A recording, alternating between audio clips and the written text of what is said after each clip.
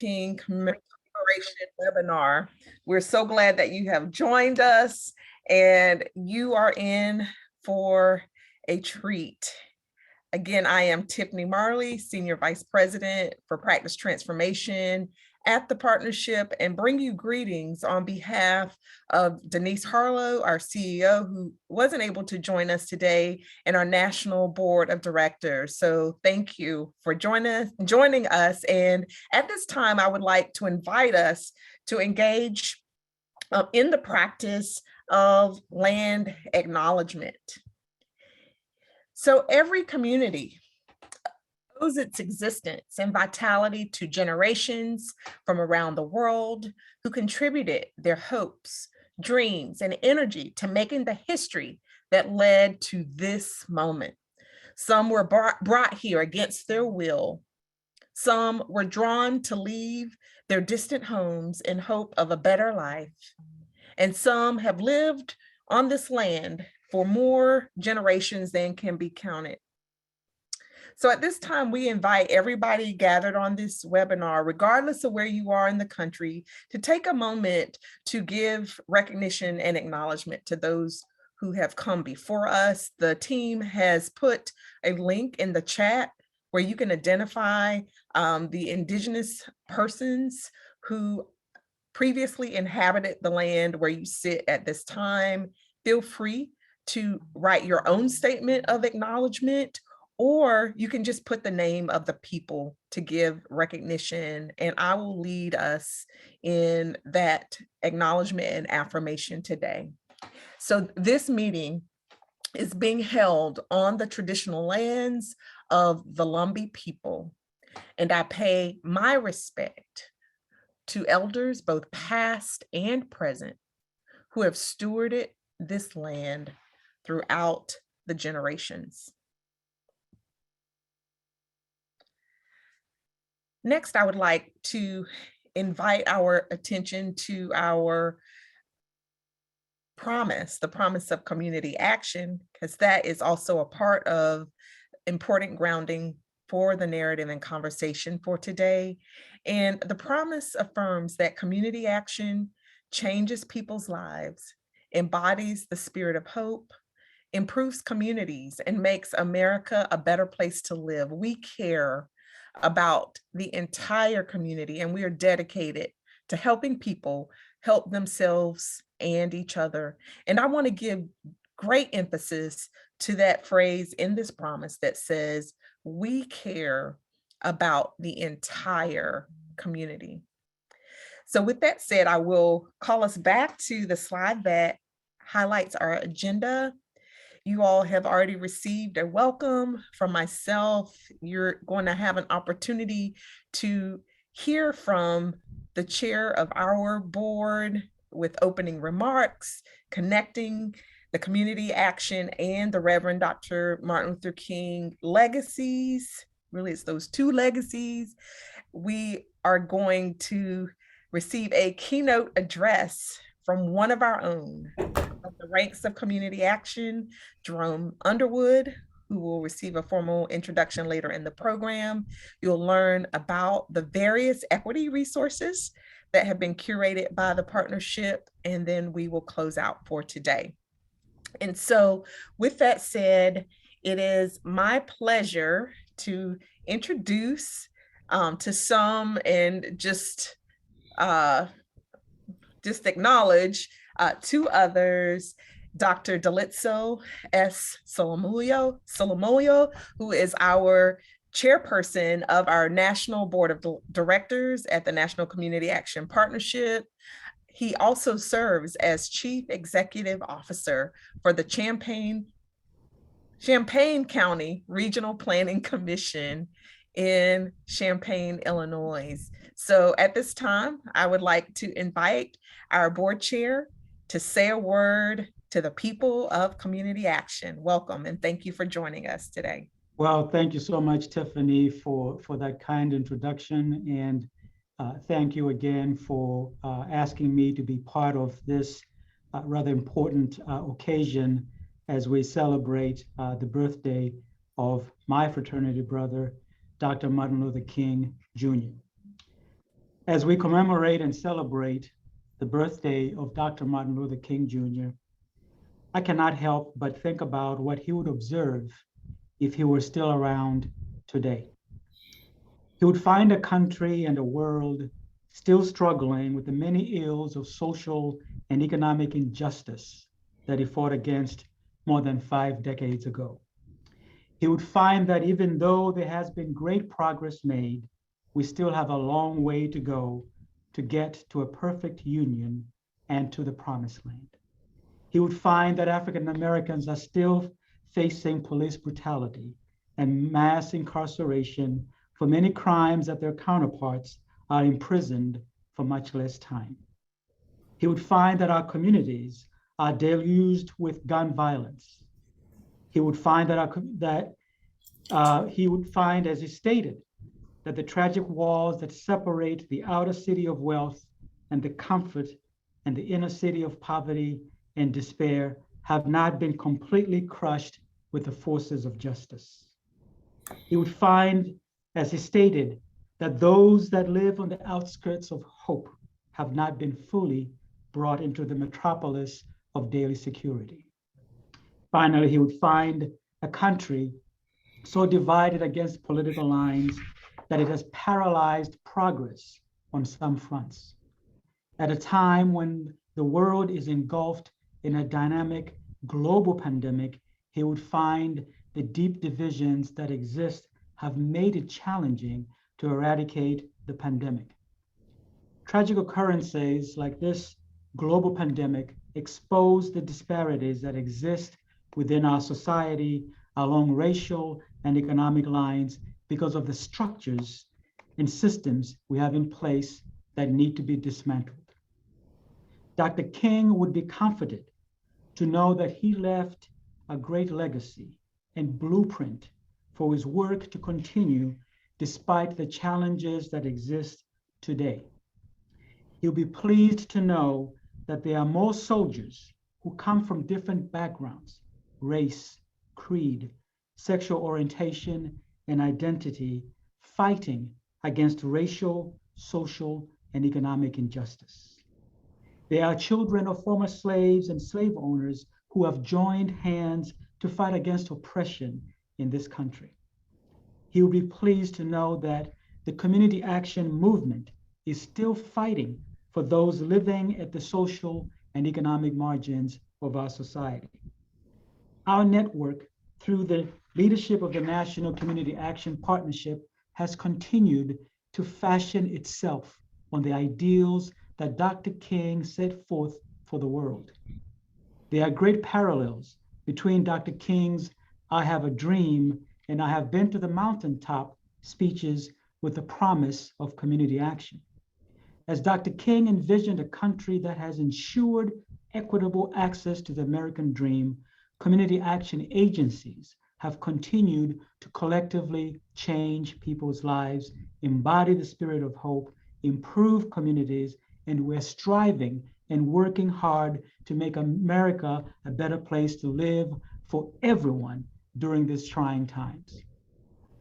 Community action believes in the promise that everyone should have access to the opportunity for success. Dr. King saw the correlation between poverty and racial injustice, which is why he led the Poor People's Campaign in 1968. The intersectionality that exists among poverty, racism, and discrimination is the reason why we must continue to fully engage in our racial equity work. We believe that all people should be treated with dignity and respect and recognize that structural race, gender, and other iniquities remain barriers that must be addressed, which is why Community Action established the Equity and Economic Mobility Commission at the national level. The commission continues to lead on community racial healing and relationship building, narrative change, immigration and migration, public safety and criminal justice reform, housing reform, access, health equity, energy justice, and food security, to mention just a few. Finally, as Dr. King did, Community Action continues to believe that this nation has the capacity and moral obligation to ensure that no one is forced to endure the hardships of poverty and discrimination. Thank you so much for your time.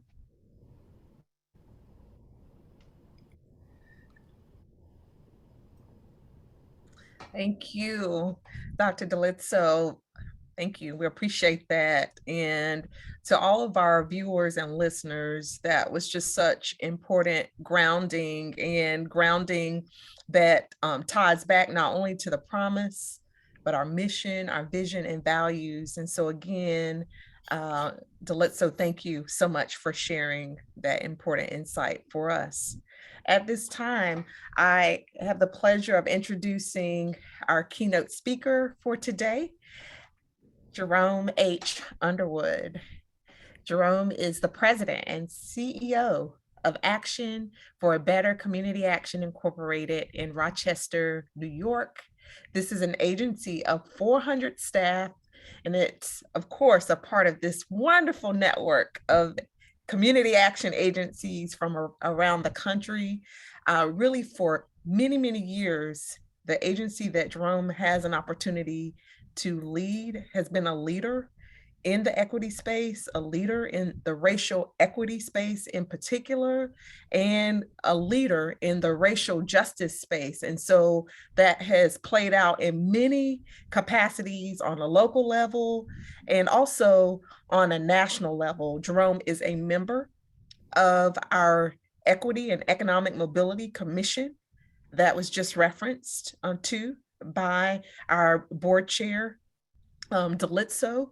Additionally, there are just several ways in which not only the agency, but Jerome has shown up in the work with the intention of creating a more connected reality where we all belong and we all have access to that liberation and that justice that we are all aiming for, and that really Dr. King put out to us as a North Star.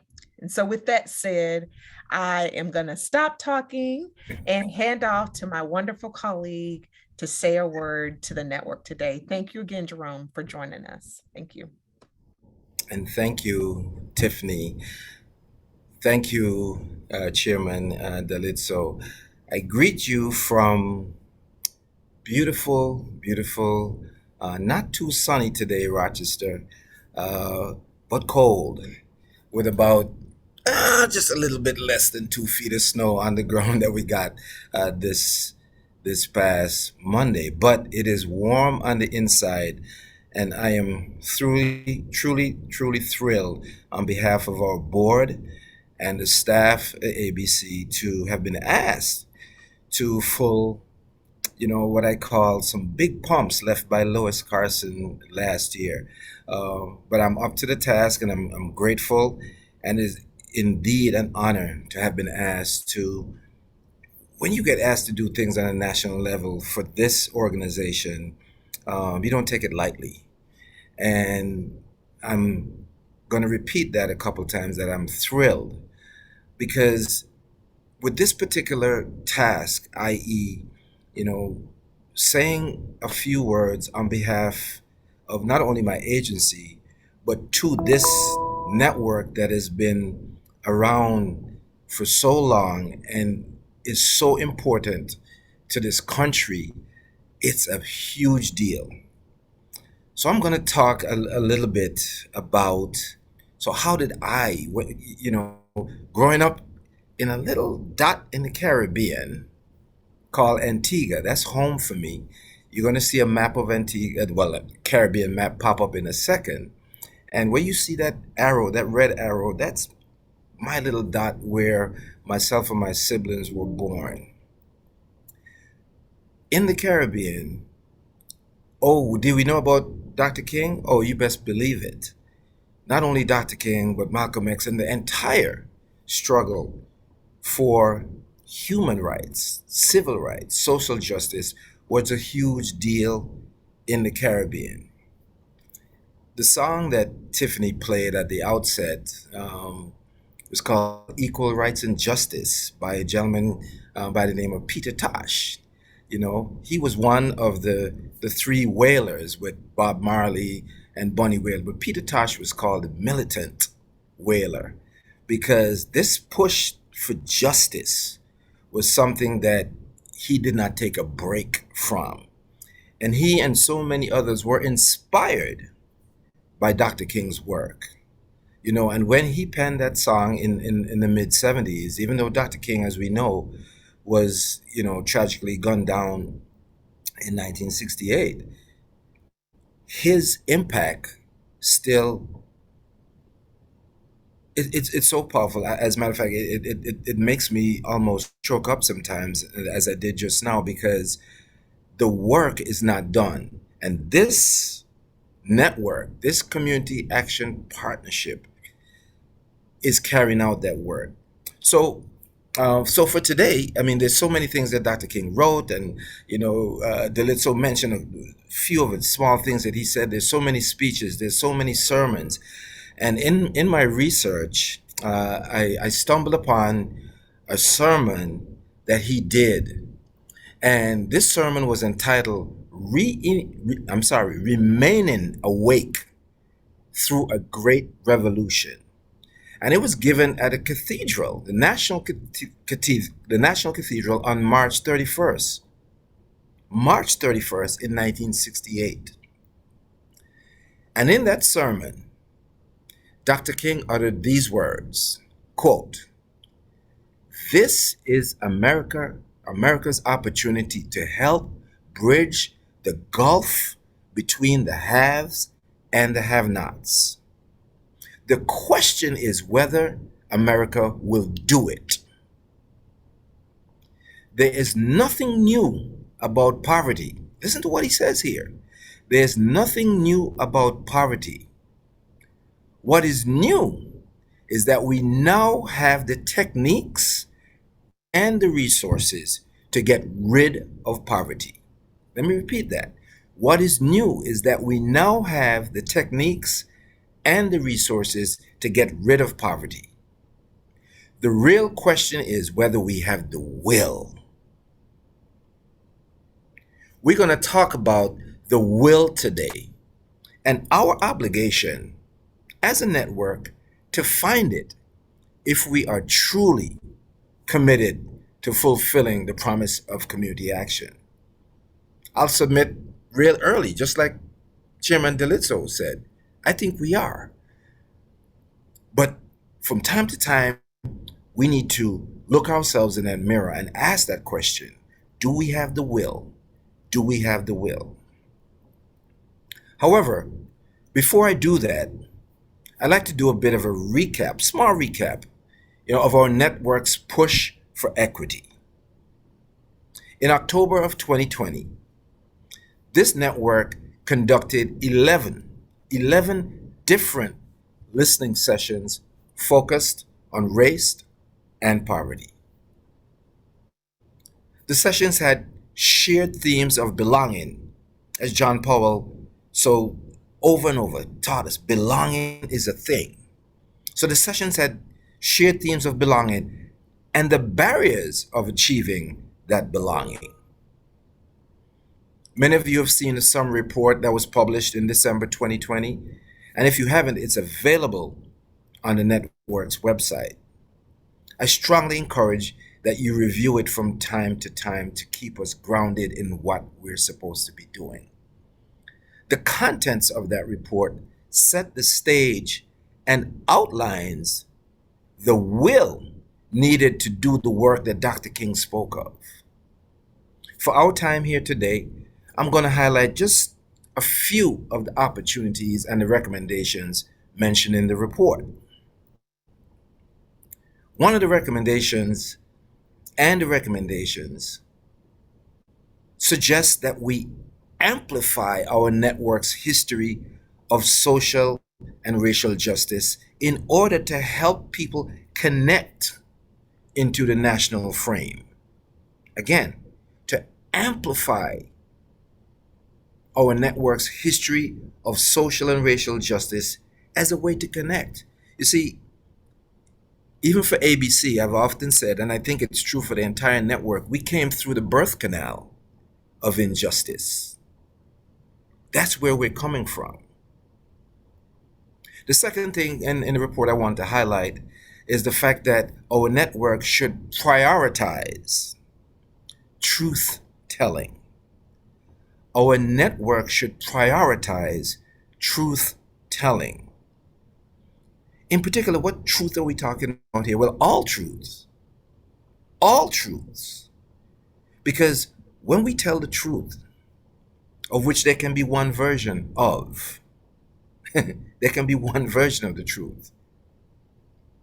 When we look at this country that people like myself and Delitso now call home, we have to be really, really honest that, and I've said it before, that in my opinion, and I think it's shared by many, this beautiful country has what I call two original birth defects. And I'm so glad that we did the land acknowledgement at the outset, because one of those original birth defects is the genocide of Native people. The second is the enslavement of African people. We have to tell all the truth that's associated with that. So when the weak narrative of critical race theory is talked about, we have to be consistent with telling the truth.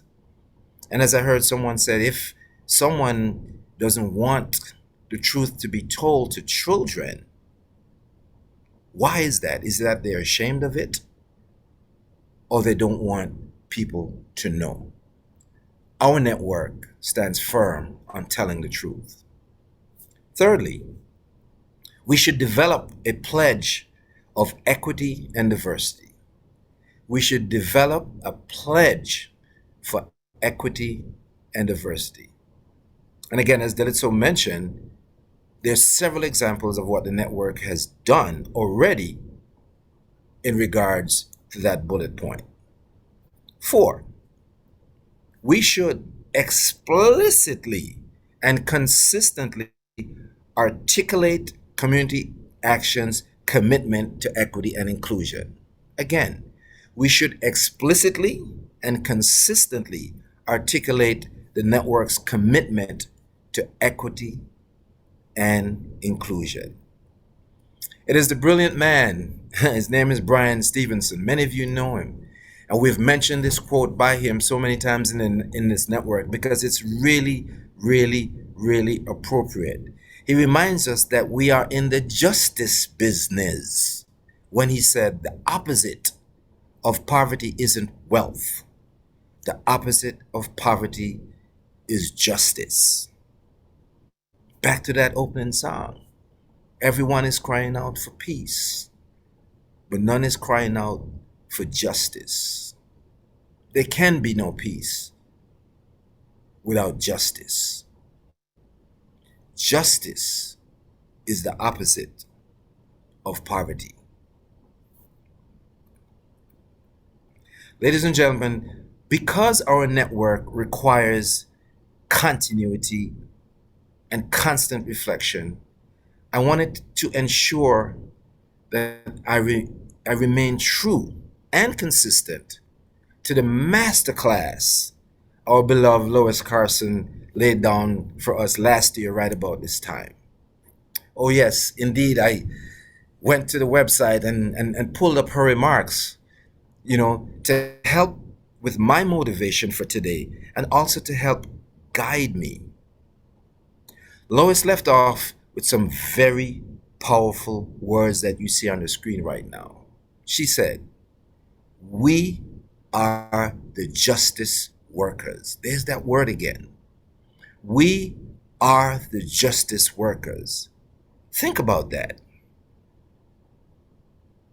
What does that even mean? How do we operationalize that consistent with the recommendations from the listening sessions and Dr. King's question about our will? Do we think we can win the war against poverty?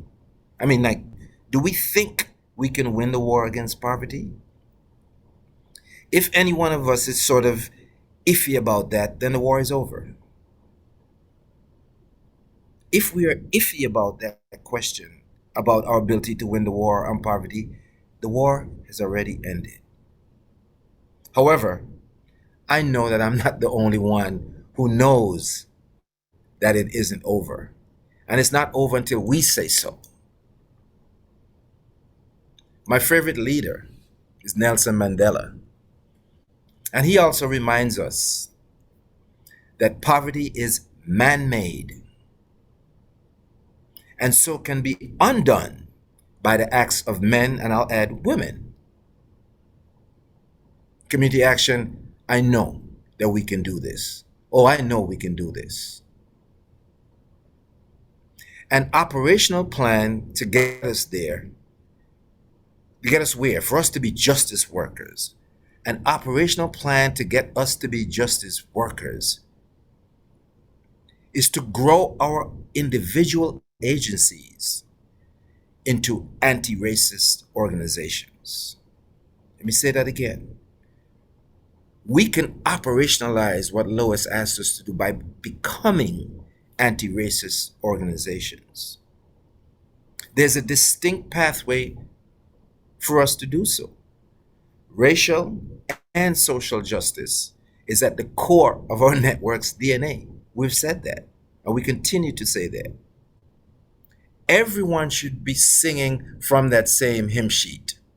Everyone. And if you're like me and you can't sing, clap, hum, tap a bench or something. But whatever you do, the North Star of racial and social justice is our guiding light. The path to becoming an anti-racist organization involves personal as well as collective work. It is anchored in action, constant action. It requires a serious commitment and can often be exhausting. Witness. But that said, we can learn from the birds who fly in formation, that when the one at the front gets weary, another one takes its place so that the flock, so that community action can stay on course. Keep moving, we must. So how does an organization become anti-racist? If your organization hasn't already, I suggest a racial equity assessment be done. At a minimum, a self-assessment, but preferably done by an independent entity. There are a number of self-assessment tools that can be used. In this case, as you see on the screen, I reference one done by the Eichenberg Institute for Relationships, and specifically the work of Dr. Ken Hardy. Bad man. The tool consists of about 30 questions about the board, senior management, middle management, the maintenance staff, pretty much anyone who is part of your organization. It overtly examines demographics, policies, climate, and perceptions of everyone in the agency. A companion tool to the self-assessment is the characteristics of an emerging anti-racist organization. The characteristics of an emerging anti-racist organization, because you see, like everything else, there are levels to this. And we know that some organizations are deep into this work and have been for a long time. Others are just beginning. Others are more advanced, others are less. But the characteristics, because of an emerging anti-racist organization, lists 10 states of being, 10, that organizations have achieved or are moving toward. A quick review of those characteristics reveals that equity work is ongoing. And again, I know I'm saying, things that are known by so many people in this network. But how do you get good at free throws? You do it over and over and over again. Ongoing, centered on racially based self-study, introspection, and reflection. We all have to do that. Again, self-study, self-interrogation, and self-reflection. And then that question will come up again. Do we have the will to do what's necessary? Do we truly believe and know that focusing on racial equity will lead to better outcomes for everyone, not just the poor, but for everyone? We have to keep pushing on this. Our network has to keep pushing if we are going to do what Lois asked us to do, be those justice workers.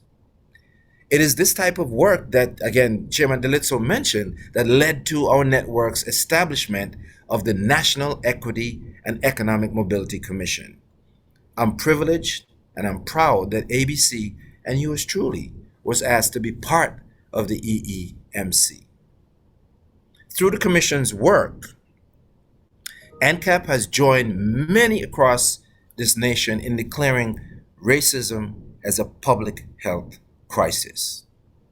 The resource guide that you see on the front of on the screen has been developed for our use. Once again, if your agency hasn't done so, I strongly recommend that you join with others to lead an effort to make that declaration in your city or your county.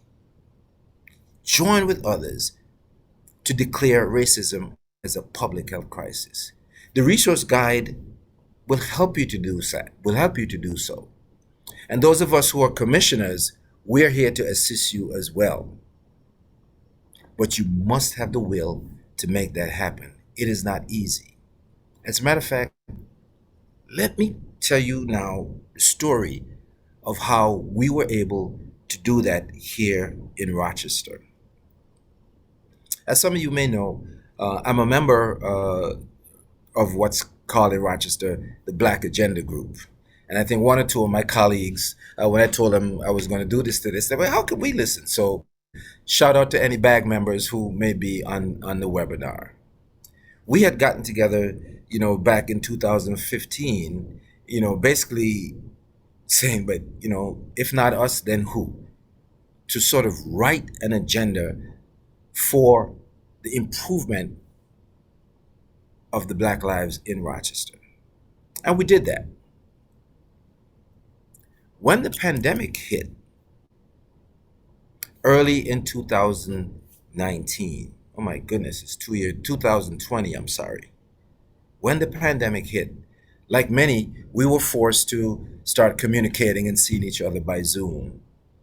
And it was one of those Zoom meetings of which, one of our honorary members, Dr. Jordy Grew, she was saying, we need to do more than what we're doing.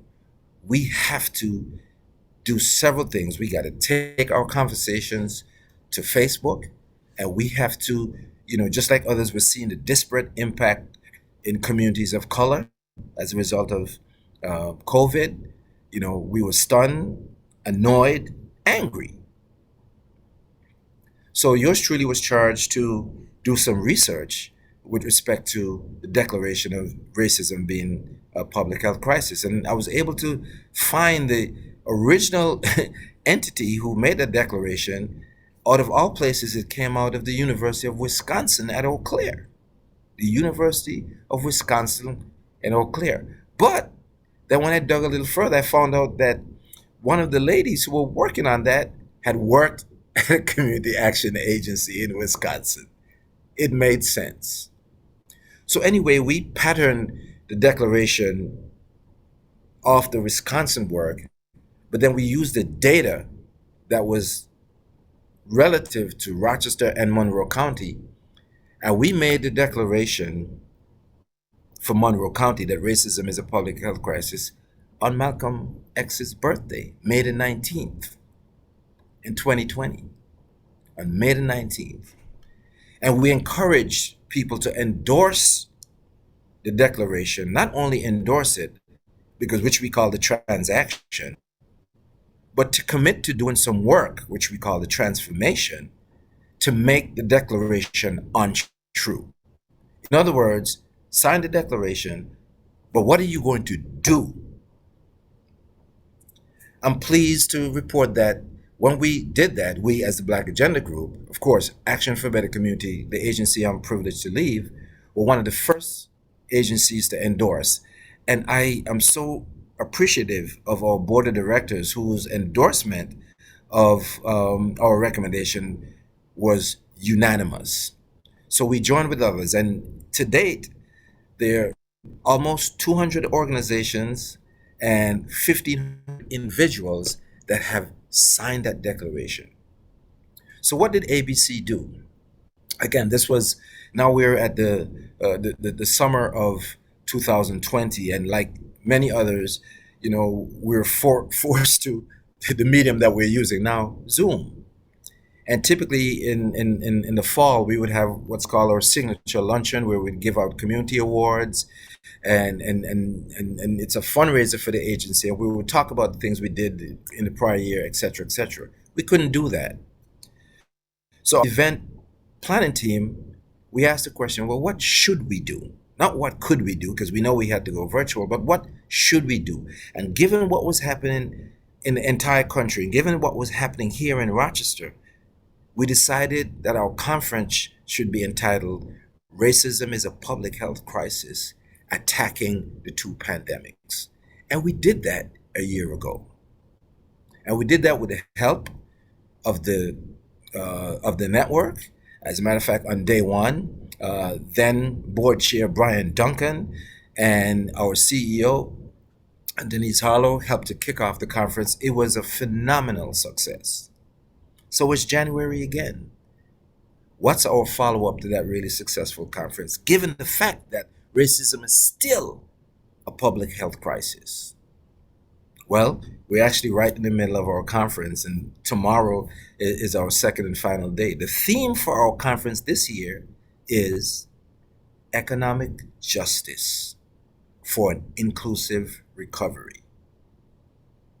Economic justice for an inclusive recovery.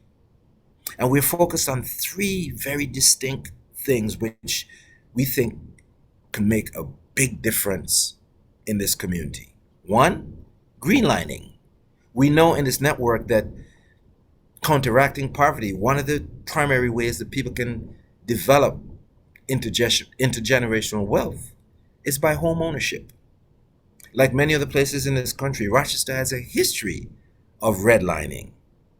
So on the first day of the conference, which was last Thursday, we put together a panel that had 4 bank presidents to talk about what they're going to do to usher in a period of greenlining. How are they, banks, going to look to address the injustice of redlining, allowing people and neighborhoods who have been redlined to be greenlined? Secondly, we looked at the data point of maternal health, and we put together a panel with local experts to look at the disparity of infant mortality and adult morbidity that was so starkly different from our Caucasian sisters. We're promoting the fact that a BIPOC birthing center be funded here in Rochester to address those unthinkable disparities of infant mortality and adult morbidity. And tomorrow, we have a keynote who's going to join us all the way from Nairobi, Kenya, PLO Lumumba, to talk about anti-poverty strategies that are working on the continent, but also that we could benefit from in our network. And that's going to be followed by a panel of city council members and Monroe County legislators to talk about funding economic development in our underserved neighborhoods. That's just a small example of what we have decided to do here in Rochester. So now back to the network. It was April 20th of last year. I don't know who picked the date, but it was April 20th of last year that the network made the declaration that racism is a public health crisis. And if you have not been familiarized with that document, I encourage you to please do so, because the document lays out the why racism is a public health crisis. But more importantly, ladies and gentlemen, it is a prescriptive document of what we should be doing to counteract the truth of the declaration. The 15th of 16 action statements in the document reads in part as follows. Next slide, please. It urges members of our network to seek out place-based solutions to structural racism that support the achievement of racial equity and address health inequities in their communities. Again, it urges us, CAP agencies, to seek out place-based solutions to structural racism that support the achievement of racial equity and address health inequities in their communities. Ladies and gentlemen, this is our work.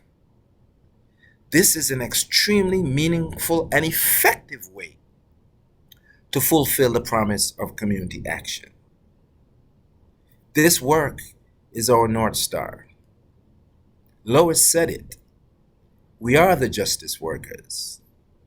We must consistently summon the will to make it happen. As you could probably tell, this is something I feel deep inside of me. And yes, you can change the slide. This is something I really feel deep inside of me. This is my personal hill to die on. I really do feel it. And I suspect that it resides in each of us who love humanity. I've met so many people in this network over my years of being part of the network. First as a board member at ABC, and now sitting in the chair that I literally sit as the president and CEO. We love humanity. Why else would we do this work? We are rooted in our convictions. Without question, this is difficult work. But as that African proverb points out, when our roots are strong, there's no concern in the storm. When the roots are strong, there's no concern in the storm. Oh yes, we're in a storm. It's tough work. But we are here to defeat poverty. We are the ones. And back to that opening song, we are here to seek justice. We're here to be the voice of the voiceless. We're here to advocate and, if necessary, agitate for systemic change so that poverty does not continue to thrive. We should be collectively, ladies and gentlemen, advocating for the passage of the Freedom to Vote John R. Lewis Act. It would be disingenuous of me if I didn't mention that today. Because we're right there. The people that we serve, their democratic right to vote is at stake. We should be actively advocating for the passage of this bill. You see, we've gained so much knowledge. I mean, this network provides so much training that all of us, we take advantage of that training. And that knowledge, next slide, please. That knowledge that we take in, that knowledge that we have creates a level of understanding, or Peter Tosh would say overstanding, which leads us to action, community action. The knowledge leads to understanding, which takes us to action. I'm really convinced that we have the power to do this. Yes, we do. But Dr. Martin Luther King Jr. cautions us. Next slide. He cautions us that power without love is reckless and it is abusive. And love without power is purely sentimental and anemic. I think this network has both. We have power, and I do think we have the love for humanity. So let us all together summon the will to do this. Let us summon the will. Our ancestors, including Dr. Martin Luther King Jr. and Lois Carson, they're watching and they're depending on us. Together we can, and indeed we must. Thank you so much.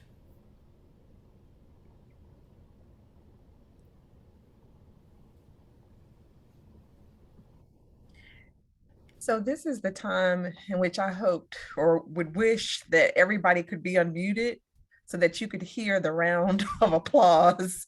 Uh, Jerome, thank you so much. Just such powerful, timely words for us, especially in this moment. It's just, again, so timely. So thank you. And we appreciate you sharing with us today. And there are some questions. So we are going to use the remainder of our time to engage in a bit of a conversation dialogue. And one of those questions comes from our audience, from the chat. It is. So it's so important to address these issues from the perspective of rural white America, Yes. where many CAAs are located.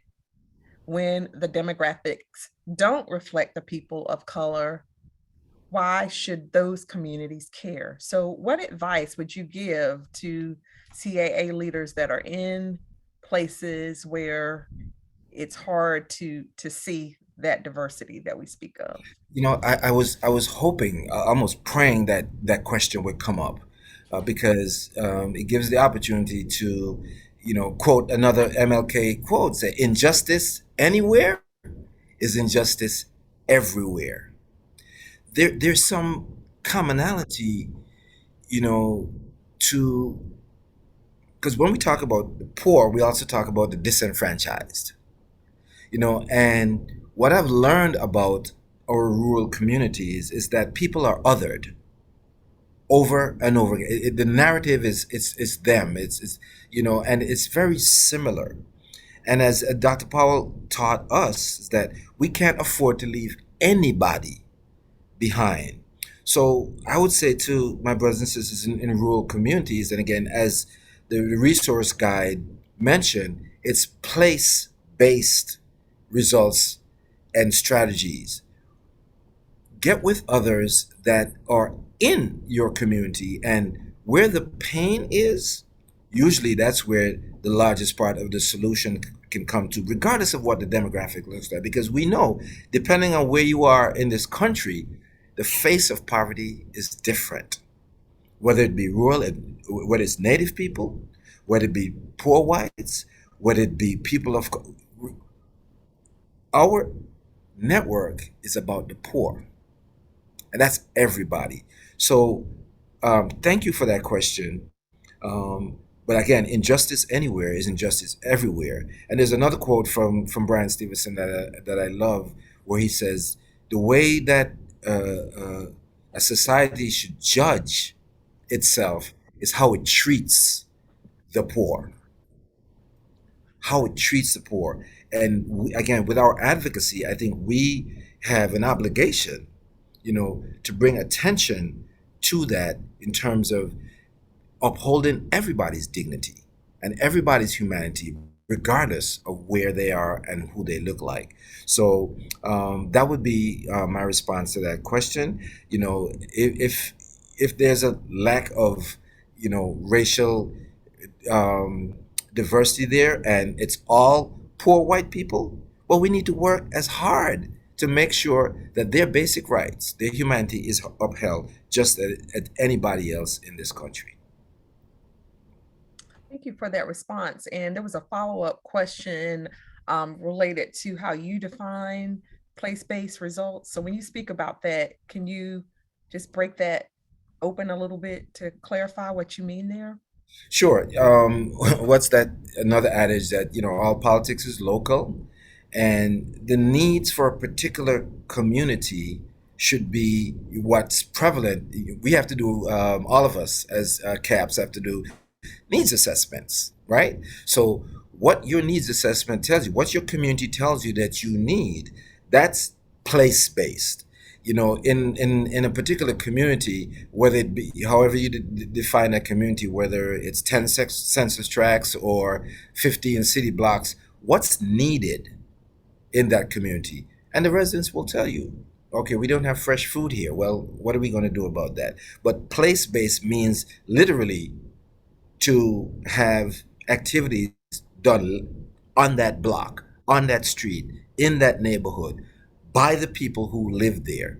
And that's is simply what place-based means. The solution has to physically reside in that place. Like I used the example of, trying to get a BIPOC birthing center here in Rochester, and the reason we're pushing for that. And again, notice that that's not a program of ABC because we're not in that business. But the advocacy that we need to bring to bear to make sure that Black and brown babies stop dying at a rate that's 3.5 times that of our Caucasian sisters.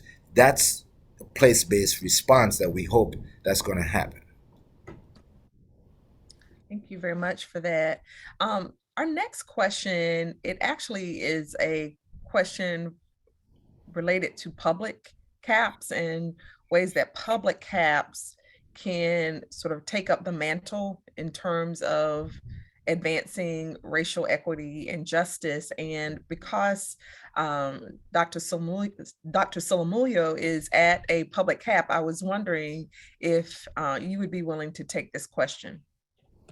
Absolutely. I'll take it this way. I think it may also depend with how your CAP agency is structured. So in my case, even though we're part of the county and we're a public CAP, we operate almost as if we're a not-for-profit organization. So when it comes to issues of community engagement or advocacy or focusing on specific issues, we are either the convener or we are at the table with other partners. For instance, in our community, gun violence has been a huge issue. And we have a coalition that is made up of law enforcement. We have other community leaders, mayors are on there. And I sit on the executive of that community coalition where we not only discuss issues that are affecting our community, but we try to come up with solutions. And so we actually, because of the ARPA funding that many communities have received, a lot of those funds are going to be focused towards addressing gun violence in our community. And so I think that, again, as whether your agency is housing authority or whatever the public aspect is of your organization, you can still be on the forefront of engaging with the community in addressing the issues. You're still a community action agency. And as Jerome indicated, a lot of times we are guided by what our community needs are, what our community is seeking. And so if you are a community action agency, regardless of whether or not you're a not-for-profit or a public organization, you should be striving to address those needs that your community is expressing. And so, I don't see my organization being any different in that respect. For that response. So, let's see if there are any other questions. Tiffany, while you're looking, if I can add to the chairman's response, we're a data-driven organization, right? And what does the data tell us? When we look at, again, in our respective cities and towns and counties, when we look at uh, the data tells us what we should be doing, actually, and when we look at the disparities in all of the things that compromise the social determinants of health, yeah, again, violence is such a huge one. And we had a record a year of murders in our city, Dalitso, last year, which is shocking to us. So, but when we talk about employment, access to affordable and accessible health care, education, what is the data in your community? What does it say, right? And if there's disparities, which we know they are because there's poor people everywhere, our action should be lined up to try to bend those curves as we speak. And whether you're public or private cap, we have to challenge, like I say, advocate and agitate where necessary to change the systems that allow poverty to thrive and thrive. So, now again, very, very difficult work, but work that we must do. We have, again, do we have the will? Thank you for that. And so, in closing, one final question is, what would you say are the future opportunities that you see for this network? We have invoked Lois Carson's name many times during today's webinar, and really what she offered us last year was almost of a prophetic word, as it were, to us. For the future, if you were to build on that and build on those important narratives from Dr. King himself, what would you say to the network about where you see we can and should be going in the future? Thank you, Tiffany. And I think that what Lois said was so prophetic, if not profound, because, like I said, when I went and I listened to her, and she said, we are the justice workers. That was almost the last things that she said. We are the justice workers.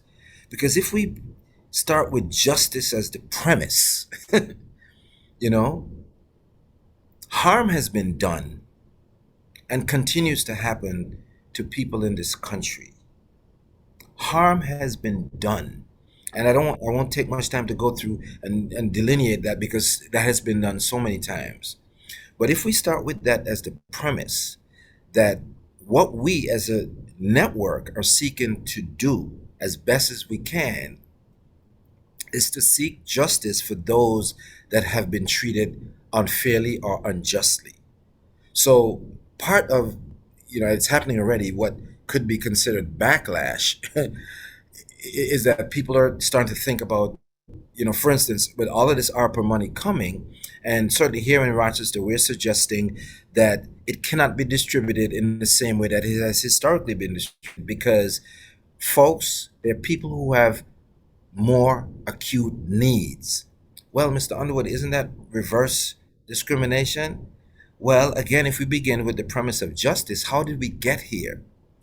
Harm has been done to people, and we have to try to, I won't say undo it, but we have to bring justice where injustice has occurred. So I think that's what our network stands for, and we need to keep being very vocal about that. As in, as I mentioned, demanding that this, civil rights voting law be passed because it's going to disenfranchise most of the people that we serve. So starting with justice as the premise and what Lois asked us to do, I think we need to continue that in seeking justice. And just as Brian Stevenson said, it is the opposite of poverty, justice. Wonderful. Thank you. This has been such a rich conversation. We appreciate you again for sharing, Jerome.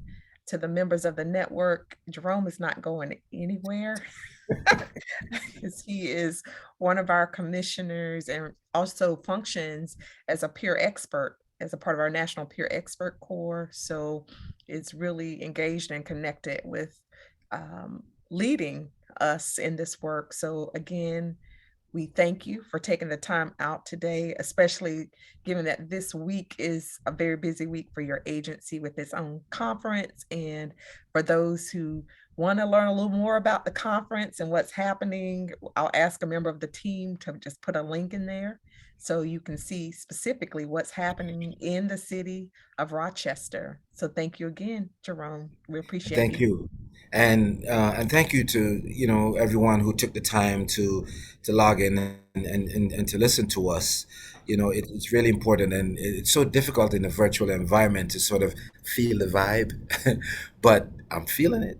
Because I'm looking at some of the comments, and Asante Sana. I had the good fortune of spending some time in Kenya a couple months ago, so I learned a few Swahili words, and Asante Sana means thank you very much. But if you can, log into ABC's conference tomorrow, there's still time to register. And there it is. It just popped into the chat. And we have Professor Lumumba who will be joining us from Kenya tomorrow morning. We're really looking forward to that. And again, so just thank you so much to all of us in the network and those outside the network, because there's some folks who I think logged in today who are not part of our network. So we thank them for their interest in seeking justice as well. Wonderful. Thank you. All right, so we're going to wrap up. We're going to ask folks if you could hold on just a few minutes. My colleague, Amy Roberge, who is our Senior Associate for Learning and Dissemination, she's going to share some wonderful resources in the racial equity space for us, and then we'll close out. So I'm going to hand off to you, Amy. All right, thank you, Tiffany. So just to close, a reminder, we have Mltc coming up February 2nd through the 4th. So continue to save the date for that. And then here is a highlight of the equity sessions at Mltc. So we will also have racial healing circles on February 1st before Mltc starts. So take a look at the information for that, which has been sent out to those who have already registered for Mltc. And so we don't have time to go through all of the resources, but we will highlight a few and then send the rest in a follow-up email and on our website. So as Jerome Underwood mentioned, we have our Racism is a Public Health Crisis statement. And then we also have our Equity Summit resources from last April. And then some new resources on redistricting related to equity and engagement. We have links here, so definitely could be helpful for your communities. And then we also have a few books that we wanted to highlight and recommend, which we will also include in the follow-up. And so with that, we will go ahead and close. Here is our contact information. Tiffany, would you like to give any additional closing remarks? Mostly just want to say thank you to everyone. There were just a lot of words that you all put in the chat. Based on what you heard said today, the words that resonated with you were justice, operationalizing, roots, economic justice, action, advocating, prioritizing truth-telling, justice, love.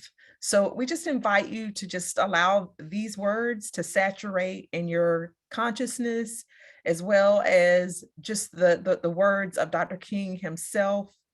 We are doing good work as a network, and there is yet more good work for us to do. We appreciate you taking the time out for this commemoration, for this learning, for this celebration. Also, again, thanks to Jerome and Delitso for joining in. And finally, we would not close without saying how much we appreciate all of you. We all are community action. Make it a great day. Take care.